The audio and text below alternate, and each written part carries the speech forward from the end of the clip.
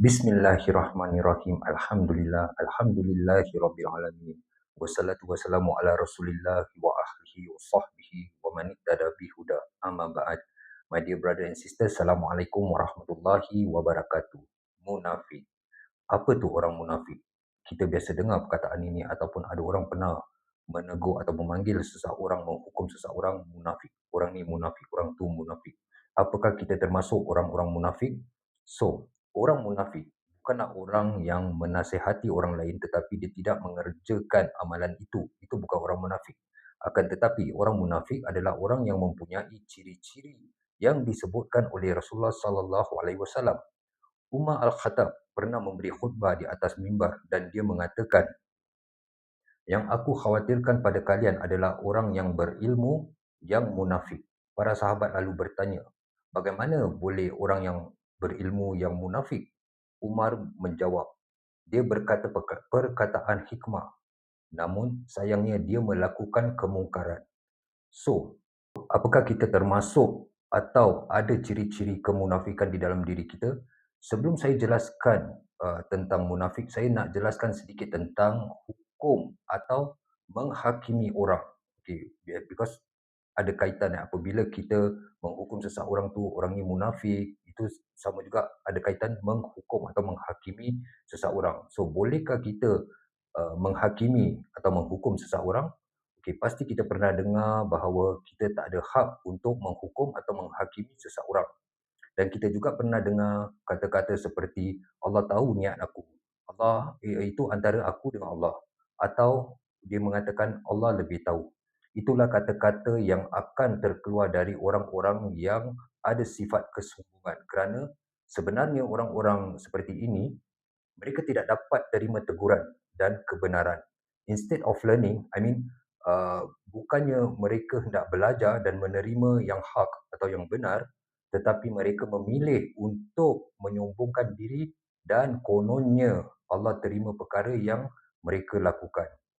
So, kita harus faham segala sesuatu yang menyalahi syariat yang Allah dan Rasul sudah tetapkan adalah termasuk perbuatan-perbuatan mungkar. Tidak ada alasan ataupun justification ataupun pembenaran.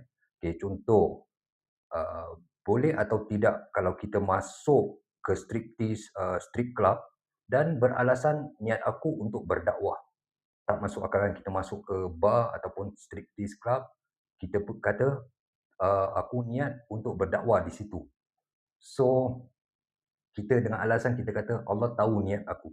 So, kat situ bermakna kita salah faham. Kita belum lagi faham niat tu seperti apa, perbuatan, pekerjaan tu seperti apa. Masuk ke striptease sudah jelas haram hukumnya. Dan apabila ada seseorang menegur atas kesalahan kita, kita wajib terima. Bukan mengatakan Allah tahu niat aku. So, apakah betul kita tidak dibenarkan menghukum seseorang? Yes, boleh. Tetapi hukum itu wajib berdasarkan Al-Quran dan hadis dan dengan adil. Masih ramai yang tak boleh terima teguran, mereka akan berkata, kenapa nak sibuk-sibuk jaga urusan orang macam nasihatkan orang. Okay, kat sini kita kena faham bahawa Allah Subhanahu Wa Taala berfirman di dalam surah An-Nisa ayat 58. Innallaha ya'murukum an tu'addul amanati ila ahliha wa iza hakamtum bainan nasi an tahkumu bil adl. Innallaha ni'ma ya'izukum bih. Innallaha kana sami'an basira. Yang artinya, sesungguhnya Allah menyuruh kamu menyampaikan amanah kepada yang berhak menerimanya dan menyuruh kamu apabila menetapkan hukum di antara manusia supaya kamu menetapkan dengan adil. Sesungguhnya Allah memberi pengajaran yang sebaik-baiknya kepadamu. Sesungguhnya Allah adalah Maha mendengar lagi Maha melihat. Okey, di dalam surah An-Nisa menyampaikan amanah. Okey, apa itu amanah? Hasan Al-Basri mengatakan bahawa makna amanah itu adalah agama Allah. Itu maksud amanah. Seluruh hukum Islam dan sistem Islam, hukum syar'i adalah suatu amanah yang diberikan pada umat Islam. Al-Razi menyatakan di dalam tafsirnya, apabila kita berinteraksi, kita sedang melakukan tiga macam interaction. Pertama, berinteraksi dengan Allah, iaitu seperti kita solat, berdoa, zikir, membaca Al-Quran, serta menjalankan hukum yang sudah Allah tetapkan. Kedua, berinteraksi dengan manusia, like suami isteri, anak, orang tua, dengan tempat kerja, sekolah, teman-teman dan lain-lain. Yang ketiga, berinteraksi dengan diri kita sendiri. Kita diamanahkan untuk menjaga iman, kesihatan, kebersihan dan lain-lain. Dan jangan menzalimi diri kita sendiri. So, apakah kita sudah menjalankan amanah yang benar dengan benar sebagai seorang Muslim? Apa saja kita lakukan adalah suatu amanah. So, menetapkan hukum dengan adil di dalam surah An-Nisa tadi, bukan dengan cara menghina, mencaci, mengaibkan atau menghukum berlebihan. Kalau kita lihat banyak kes di beberapa negara, apabila mereka dapat tangkap, ni saya kasih contoh, dapat tangkap orang tengah melakukan maksiat di kebun ataupun di toilet. Dengan sekarang zaman teknologi, mereka ada video cam, mereka ambil video, tangkap, mereka rasa bangga. Konon-kononnya mereka benci pada maksiat itu, sedangkan mereka tidak sedar bahawa mereka membuka aib orang itu. Mereka boleh menghukum, tapi hukum harus bukan di tangan kita, di tangan, kalau tempat itu mempunyai qadi, iaitu hakim, kita harus serahkan dengan pemerintah atau dengan hakim. Kita tak boleh menghukum sendiri. So, ramai yang menghukum berlebihan. So, ingatlah, ucapan yang Allah paling benci adalah apabila kita nasihat orang, orang kata uruslah dirimu sendiri. Okey, ini perkataan yang Allah benci. Rasulullah SAW bersabda, kalimat yang paling Allah benci, seseorang menasihati temannya untuk bertakwa kepada Allah, namun dia menjawab, urus saja dirimu sendiri. Hadis ini diriwayatkan oleh Baihaqi. Okey, kat situ ada reference-nya, As-Sahih nombor 2598. So, ucapan urus saja dirimu sendiri, ataupun itu antara aku dengan Allah, ataupun Allah tahu niat aku, dan ucapan-ucapan yang hampir serupa dengannya, yang mempunyai sifat angkuh atau sombong. Memang benar, Allah Maha mengetahui, akan tetapi apakah kita tidak mahu tahu apa yang sebenarnya Allah sudah tetapkan? Kita asyik nak cakap Allah tahu niat aku. Itu antara aku dengan Allah. Itu semua sifat orang sombong. Apabila dia ditegur atau dinasihat, dia tak nak terima dan dia tak punya dalil, atau maaf cakap, dia tidak mempunyai ilmu, tapi kerana kesombongan, kerana keangkuhan, dia menjawab, itu antara aku dengan Allah. Allah Maha mengetahui. Seolah-olah dia buat tu, dia serahkan dengan Allah. Kalau apa yang kita buat tu, kita serahkan dengan Allah, sedangkan perbuatan kita tu salah, apakah kita boleh terima hukuman Allah? So, kat situ kita nak kena faham. Jadi, kenapa kita tak nak belajar apa yang Allah dah tetapkan sebelum kita melakukan? Bukan kita melakukan dan kita kata kita serahkan pada Allah. Ini sama seperti orang-orang yang melakukan bid'ah.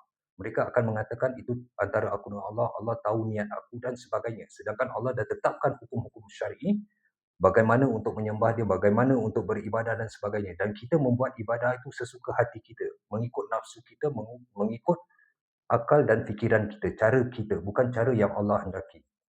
So, dan apa yang Allah perintahkan, kita nak kena tahu. So, wahai manusia, buanglah sifat-sifat sombong di dalam diri. Allah telah memberi amaran pada kita, pada orang-orang yang sombong, di dalam surah Al-Isra ayat 37. Allah Subhanahu Wa Taala berfirman,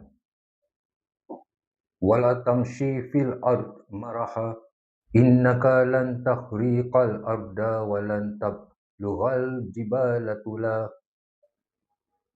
Artinya, dan janganlah kamu berjalan di muka bumi ini dengan sombong, kerana sesungguhnya kamu sekali-kali tidak dapat menebus bumi dan sekali-kali kamu tidak akan sampai setinggi gunung.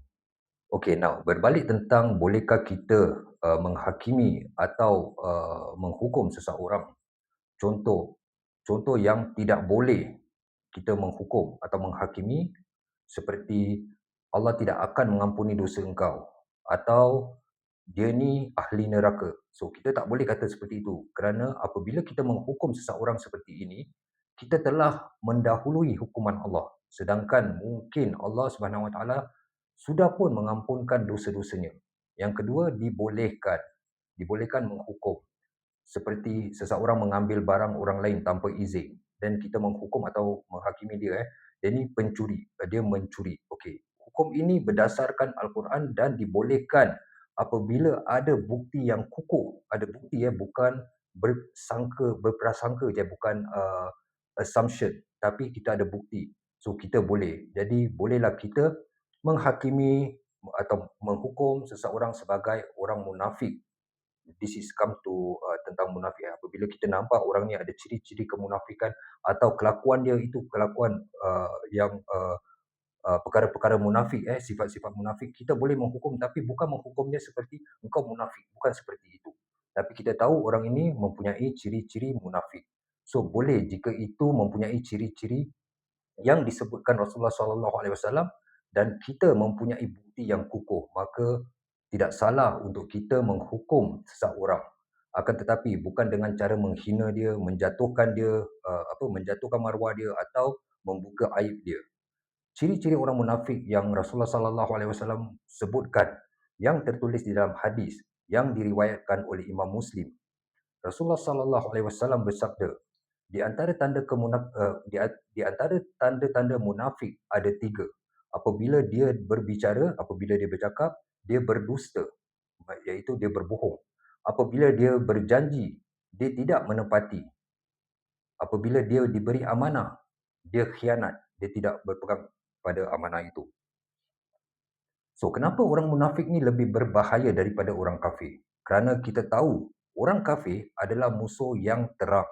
Sedangkan orang munafik, musuh yang tersembunyi. Kalau kita lihat sejarah siapa yang ingin membunuh Rasulullah SAW, ketika Rasulullah SAW kehilangan unta, seorang munafik mengatakan kalau memang Muhammad mengaku Nabi dan menyampaikan kepada kamu berita daripada langit, mengapa dia tidak mengetahui di mana untanya berada? So tu cara orang munafik. Uthman bin Affan, Khulafaur Rasyidin, salah satu sahabat Rasulullah SAW, dia dibunuh di dalam rumahnya sendiri. Dan siapakah yang membunuhnya? Semua orang-orang munafik. Dikatakan oleh Al-Hasan Al-Basri, di antara tanda kemunafikan adalah berbeza antara hati dan lisan. Berbeza antara sesuatu yang tersembunyi dan sesuatu yang nyata ataupun jelas. Berbeza dengan yang masuk dan yang keluar. Itu di dalam kitab Jami'ul Ulum kita boleh lihat. Dari apa yang dijelaskan oleh Hasan Basri, di antara kemunafikan adalah berbeza di antara hati dan lidah. Ucapan di mulut ataupun di lidah manis, tapi tak sama dengan apa yang dia simpan. Kadang-kadang kita kata dengan orang, it's okay lah, aku tak marah. Taklah, it's okay. Tapi dalam hati, apa kau dah susahkan aku, takkan aku nak cakap tak okay. Di sini sifat-sifat orang munafik. Kadang-kadang kita kata kita tak nak buat orang tersinggung. Kita terpaksa cakap okay, tapi sebenarnya dalam hati kita tak dapat terima kenyataan ataupun mungkin dia lambat, kita jadi marah, biasanya kita mencakap, it's okay. So ini juga termasuk sifat-sifat munafik. Apa yang kita lafazkan dan apa yang ada dalam hati itu berbeza. Allah Subhanahu Wa Taala berfirman di dalam surah At-Taubah ayat 67. Allah Subhanahu Wa Taala berfirman yang artinya orang-orang munafik laki-laki dan perempuan sebagian dengan sebagian yang lain adalah sama. Mereka menyuruh membuat yang mungkar dan melarang berbuat yang ma'ruf.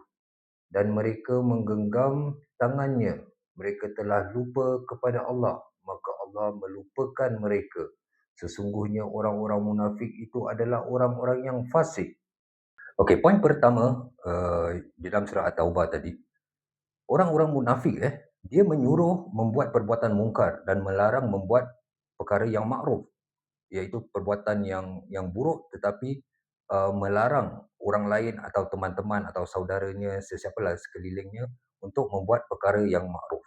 Okay, poin kedua, mereka menggenggamkan tangannya. Mereka telah lupa pada Allah.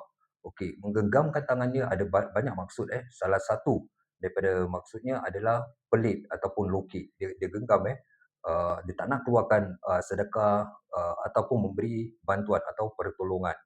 Okey, kita boleh lihat di sekeliling kita. Bila kita punya masalah dengan seseorang, biasanya orang munafik akan mengajak orang lain untuk tidak membantu. Seperti kita ada kawan, kita tak suka, so orang lain ni nak tolong orang ni yang kita benci dan kita kata jangan jangan tolong dia, aku pernah tolong dia gini. Itu semua sifat-sifat munafik. Dia mengajak orang lain untuk jangan membantu orang lain, sedangkan orang yang teman dia tu sebenarnya ada niat untuk membantu atau membuat kebaikan pada orang yang kita benci. So bila kita benci tu, kita kadang-kadang tak nak tolong. Kita boleh tolong tapi kita tak nak tolong. Okay, I kasih contoh, kita punya neighbor, jiran tetangga kita yang kita tak suka, tak rapat, mungkin muka dia selalu masam, tak pernah senyum dan kita rasa dia tu sombong. Sebenarnya dia tak sombong, cuma sifat dia seperti itu. Dia selalu diam, muka dia masam, dia tak jarang senyum. Mungkin dia ada sebab-sebab. Kerana kita nak kena tahu apabila orang tu tak senyum, mungkin dia, kalau dia seorang lelaki, mungkin dia tidak mau senyum dengan lawan jenis yang bukan mahram. Walaupun senyum itu sedekah, tapi bukan senyum itu, senyum dengan lawan jenis itu halal. Jadi, dia mungkin tak nak senyum. Kalau orang perempuan, dia tak nak senyum dengan tetangga dia yang lelaki, mungkin juga kerana itu. So, kita nak kena faham. Jadi, apabila contoh kereta dia atau mobil dia tu terlupa nak tutup enjin ataupun lampu dia switch on, kalau kita benci dengan orang tu, kita biasanya orang munafik akan kata biar dia rasa tu kereta dia, biar tak ada bateri pun dia boleh pasang. Itu sifat-sifat orang munafik. Tapi kalau kita tak ada ciri-ciri munafik, kita akan bantu walaupun orang tu sombong, kita benci, kita tetap menegur dia dan mengingatkan dia tentang uh, kereta dia yang terlupa nak off. Mungkin dari itu menjadi asbab untuk dia dan kita bertegur sapa dan mengenali jiran kita sendiri. So kita nak kena selalu bersikap atau berfikir baik, husnuzon kepada orang lain. So apabila comes to sedekah pula orang-orang munafik ni, kita memilih untuk bersedekah. Contoh korban yang baru-baru ni kita korban. Kita memilih korban yang murah. Kita tengok, oh dekat negara aku harga daging, harga kambing mahal gini. Aku nak buat dekat negara ni murah. Kambing dia 100 berapa, mungkin lebih murah lah, lebih murah daripada negara sendiri. So, dengan itu kita menggunakan alasan kita membantu orang miskin kat sana. Tu kita menggunakan alasan apalah kat sana pun banyak orang miskin. So, kita berfikiran gitu. Lagi 50 negara akan berfikir yang sama pun pergi ke destination yang sama. Because Alhamdulillah I pernah travel ke beberapa negara, so I pernah nampak apa yang terjadi. Bukan I tak kasih, boleh, Alhamdulillah is good. Cuma kita nak kena fahamkan, kita nak tolong. Sedangkan sunahnya berbeza dengan cara korban yang kita lakukan. Kalau kita lihat beg kita, kasut kita, handbag kita, jam tangan kita, semua nak branded yang bagus. Bila kita pergi holiday, kita nak semua yang bagus. Makan bagus, hotel bagus. Tapi bila kita berikan untuk Allah, kita beri yang murah. Kita cari yang murah untuk kasih pada Allah. Apakah kita betul-betul ikhlas atau sekadar, oh ni musim kurban, aku mesti kurban. Itu aja. So kita tak nak faham pun apa maksud kurban, apa tujuan kurban, apakah sunnah kurban, apakah hukum syarat untuk kurban dan bagaimana kita memilih kambing untuk kurban dan sunnah-sunnah yang lain. Tidakkah kita mempunyai ciri-ciri kemunafikan tentang kurban ini? So, ibadah kurban itu mengorbankan apa yang kita sayangi, iaitu duit dunia. Kalau kita korbankan sesuatu yang murah, yang tidak banyak manfaatnya, ia sama saja seperti kita membuang sesuatu barang yang tak ada nilai. Kalau kita lihat tentang Habil dan Qabil, tentang korban anak kepada Nabi Adam AS, Allah memilih korban yang terbaik, yang gemuk. So kita tahu tentang itu tapi kita nak buat, aku nak buat dekat Cambodia lah. Daging dia murah, ada orang uruskan, kasih siapa-siapa. Jadi kita tak faham apa tu sebenarnya korban, tujuan korban. Atau kita seperti tadi barang-barang yang tak ada, seperti kita memberi barang yang tak ada manfaat. Seperti kita mempunyai baju, satu baju yang kita dah pakai, sebenarnya kita dah pakai tapi masih bagus, tapi consider second hand, kita dah pakai. So kita nampak orang, kita kasih orang. Apakah itu korban atau korban tu kita baru beli baju, belum lagi pernah pakai, baju tu kita suka, bagus, mahal. Terus kita tahu orang ni susah, kita kasih orang tu baju yang baru ni, yang masih ada tag, label, kita kasih dia. Apakah, which one is pengorbanan?